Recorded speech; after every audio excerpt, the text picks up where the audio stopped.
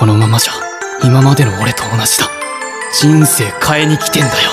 世界一になりに来てんだよ。俺はストライカーだ。嫌だ。俺のゴールで勝ちたい。君らエゴイスト潔良一。Salut les gars, bienvenue sur ma chaîne pour la revue du chapitre 263 de Blue Lock. Alors on reprend le chapitre juste après la restructuration de l'ego de Kaiser, hein. Ça veut dire que là il est en train de redevenir celui qu'il était auparavant, quand il avait la niaque, quand il avait faim, quand c'était un mort de faim les gars.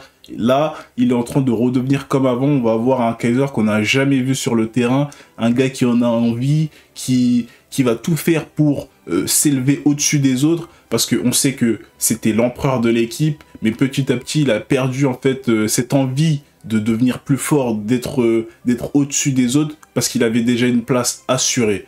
Donc là qu'il a enclenché sa restructuration, hein, on va avoir de nouvelles mécaniques dans le jeu de Kaiser, à voir si ça va marcher pour la suite du match, ou si ça va marcher en fait pour la suite de sa carrière, parce que c'est pas forcément obligatoirement dans ce match qui va le plus s'illustrer, parce que là on est vraiment sur une personnalité nouvelle de Kaiser en fait. Donc est-ce que ça va marcher dans ce match ou à l'avenir, on ne sait pas encore, mais on va analyser tout ça. Donc avant de commencer, je vous invite à vous abonner, abonnez-vous les gars, je suis bientôt à 800.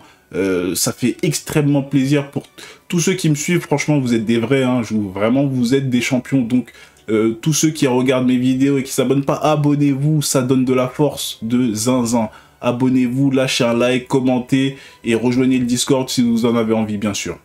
Donc on commence hein, le chapitre par clairement Kaiser qui commence, voilà, il commence sa restructuration.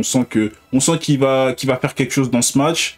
De nouveau, hein, rien de fou, on le savait tous déjà avec le chapitre d'avant. Mais par contre, on a Isagi hein, qui va enclencher son attaque avec Kurona, d'accord? Il va enclencher son petit duo avec Kurona. Et là, il va remarquer que Kaiser, il a changé ses mouvements. Jusque-là, il n'a pas trop d'a priori sur ça. Ça veut dire que voilà, il le remarque, mais sans plus. Il continue son attaque. Même Kurona, il lui dit, vas-y, on va les détruire en face. Il fait son attaque. Et là, les gars, franchement, on a un duo. Le duo Isagi-Kurona, il est excellent. À chaque fois que je le vois dans le manga, c'est que du banger. J'aime trop comment ils se comprennent, ils jouent ensemble. C'est que des belles actions. La vérité, ils ont les plus belles actions à chaque fois. Des 1-2, des feintes, franchement, des talonnades et tout. Ils sont super bons les deux, franchement. Donc là, on a le duo qui va se mettre ensemble.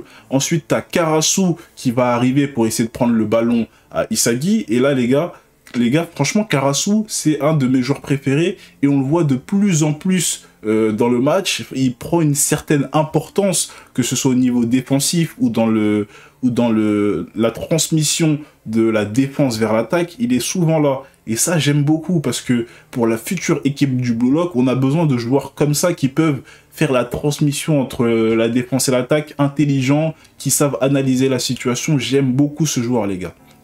Donc, t'as Karasu qui va essayer de prendre le ballon à Isagi. Isagi va s'appuyer sur Kurona, hein, évidemment. Et là, t'as Iori qui va arriver. Ça veut dire que là, on passe du duo à un trio magique, les gars. Le trio, il est incroyable. Isagi, Iori et Kurona, c'est trop fort, c'est trop fort. Et juste au moment où Iori allait recevoir la balle avec vraiment une action, voilà, des trois qui se comprennent parfaitement, on a Kaiser qui va récupérer le ballon, les gars. Il va récupérer le ballon. Et là, t'as Isagi qui est choqué.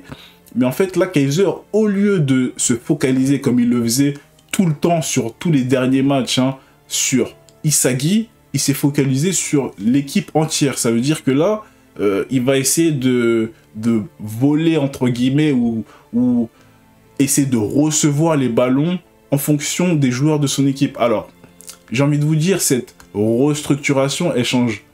Est-ce qu'elle change vraiment, les gars? La vérité, est-ce que ça change vraiment? Parce que là, on est sur un Kaiser qui, au lieu d'essayer de voler directement le ballon à Isagi en regardant ses mouvements, en le suivant à la trace, il va essayer de voler le ballon à ses satellites. Est-ce que c'est vraiment meilleur? Est-ce que c'est vraiment intéressant? Je ne sais pas. J'ai trouvé ça plutôt bas de sa part, les gars. Je suis désolé, hein, j'ai pas trouvé ça ouf. Je m'attendais à quelque chose de mieux, justement. Mais ça va venir après, donc il vole le ballon qui était destiné à Iori. Et là, on a Raichi, qui dit mais arrête de voler le ballon à tes coéquipiers. Et pour une fois, il y a quelqu'un qui le dit, les gars. Il y a quelqu'un qui le dit. Pourquoi il fait ça? Ça devient ridicule, hein, ce délire de voler les ballons, là. Donc, il continue son action, Kaiser. Et là, bon, il va avoir un joueur devant lui, d'accord? Donc, qu'est-ce qu'il va faire? On pensait qu'il allait faire la passe à Ness, mais non, il fait la passe à Raichi. Et là, les gars, c'est cette évolution que j'attendais de Kaiser, et pas cette évolution par rapport à voler le ballon des satellites d'Isagi, au lieu de se focaliser sur Isagi. Moi, je m'attendais plus à ce qu'il fasse ça, tout simplement, jouer avec les autres, au lieu de rester que avec Ness, et voilà, limiter ses capacités. Donc là, il va jouer avec Raichi. Raichi et tous les autres joueurs vont être choqués, hein, tout simplement. Mais là, c'est là que vient la suite, hein, que j'ai beaucoup aimé, les gars, c'est quand Kaiser, il pense à comment il peut s'améliorer, et là, à la fin, il dit quoi à Raichi? Il lui dit « please ». Il lui fait un appel, et pour recevoir le ballon, il lui dit « please, s'il te plaît ». Là, il devient humble. Ça veut dire que là, on a un Kaiser qui commence à devenir humble, les gars. Et ça, c'est ce qu'on attendait. Parce que si ce gars-là, il commence à jouer avec les joueurs du Bastard, n'importe lesquels, hein, pas forcément les gens qui le peps, mais les autres aussi. S'il commence à faire ça, les gars, ça va être chaud, parce que là, t'as beaucoup de bons joueurs du Blue Lock. S'ils commencent à jouer avec eux, faire des petits duos, des petits trios, ça peut être très très dangereux en attaque, hein. Surtout que là, Ness, il est pas trop... franchement, il est super moyen, Ness, quoi. Donc, vous voyez ce que je veux dire? S'il commence à jouer avec les autres, ça va être très très chaud. Donc là, t'as Raichi qui lui fait et il sourit, tu vois. Et donc là, en fait, Kaiser, il est en train de se trouver une place dans l'équipe avec les joueurs du Blue Lock, autre que Isagi et apparemment les satellites de Isagi.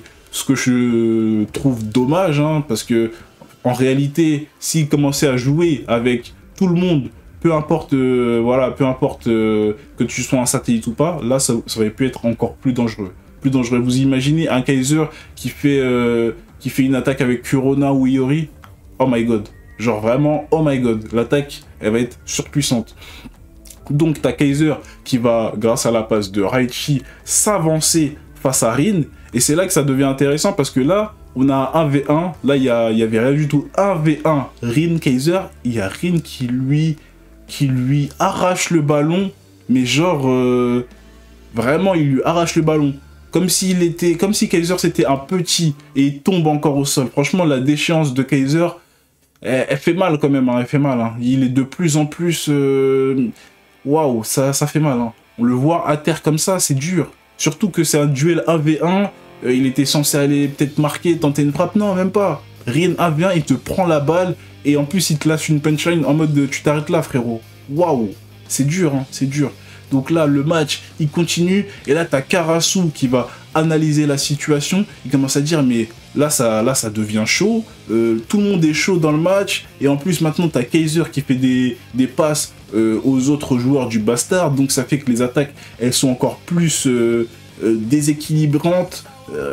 Ils ont du mal à analyser les attaques, puisque maintenant Kaiser, il s'occupe plus de Ness. Il fait des passes à tout le monde. Ça veut dire que ça peut venir de tous les côtés. Et bon, t'as Isagi en plus. Bon, Isagi, là, il est un peu plus en retrait, parce que tout le monde se méfie de lui en mode il va faire son tir, il est trop fort en ce moment, il faut le bloquer. Donc Isagi un peu plus en retrait, mais Kaiser qui prend un peu plus de lumière petit à petit, et peut-être que ça va créer aussi une opportunité dans le futur pour Isagi qui pourra se démarquer grâce à un Kaiser qui prend de plus en plus de lumière. Attention les gars, attention. Donc ceci étant fait, l'explication de Karasu sur le match, oulala, ça devient compliqué, hein. ça devient compliqué, surtout que Shido, il est toujours bloqué par Kunigami, hein, franchement, jusqu'à la fin du match. S'il n'y a pas une situation qui fait que Shido, il va rester bloqué. Hein. Kunigami, il le prend, il va pas le lâcher, et vraiment, il aura muselé Shido. Et pourtant, Rin qui est très très fort, hein, il n'est pas pris par quelqu'un de spécialement bon, mais il a du mal parce que tout le monde est chaud. Et là, t'as Isagi, il faut pas oublier que Isagi, franchement, sa mentalité, les gars, elle est exceptionnelle. Ça veut dire que quand il a vu que Kaiser, il commençait à faire des passes et à changer sa mentalité, il a dit, mais tu t'es enfin réveillé, sale bouffon. Et avec un petit sourire, tu vois, Isagi, lui, il pense à la victoire et a toujours élevé les gens plus haut avec lui. Ça veut dire que lui, il se prend pas pour le meilleur ou quoi, mais lui, il veut être le meilleur et il veut que les autres, à côté de lui, ils essaient d'être le meilleur d'eux-mêmes. Ça veut dire que quand il a vu que Kaiser, il commençait à jouer normalement, à faire des passes aux autres, il a kiffé. Le gars, il a kiffé. Or qu'il aurait pu faire le rageux en mode, non, maintenant il va devenir plus fort, il pourra sûrement marquer un but. Non, il n'a pas pensé comme ça. Le gars, il s'est dit quoi? Il s'est dit, maintenant que Kaiser, il fait des passes, ça va créer plus de possibilités, on a plus de chances de gagner ce match, les gars. C'est comme ça qu'il pense. Et Kaiser, non, lui, il pense pas comme ça. C'est ça qui est dommage. Il a le droit de penser à marquer ses buts, être voilà comme il est, mais bon, voler des ballons à ses coéquipiers, toutes les actions, c'est relou. Parce que là, on était sur un trio Isagi, Iori, Kuroda. Ça allait faire du sale.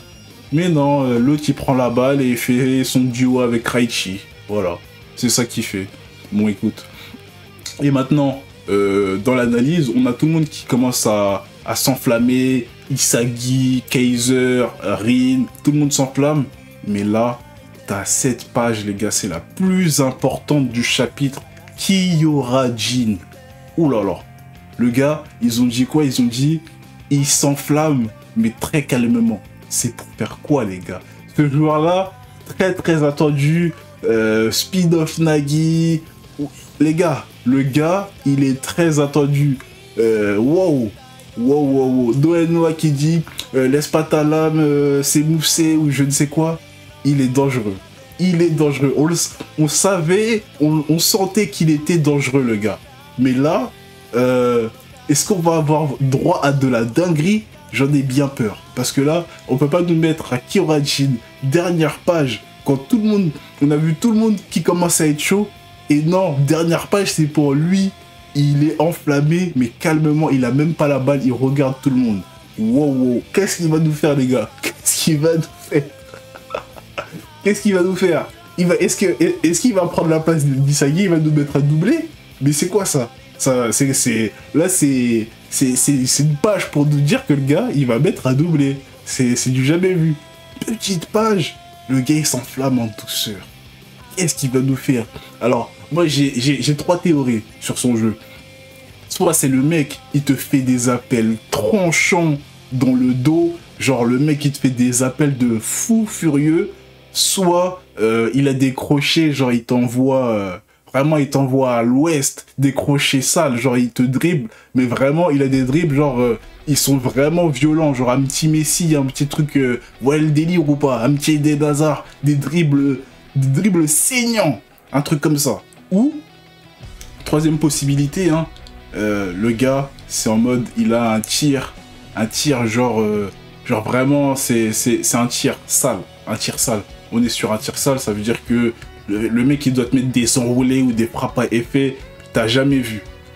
Pour moi, c'est les 3 seuls trucs. Si c'est pas un des 3, je vois pas c'est quoi, les gars. Dites-moi en commentaire, vous pensez qu'il peut faire quoi, parce que pour moi, si c'est pas un de ces 3-là, je vois pas ce qu'il peut faire, parce que je le vois pas super rapide, ou je ne sais quoi, ou avoir une métavision. Je sais pas, je vois pas trop ça. Je vois une capacité propre à lui, en mode juste pour marquer intrinsèquement, le gars, c'est son truc.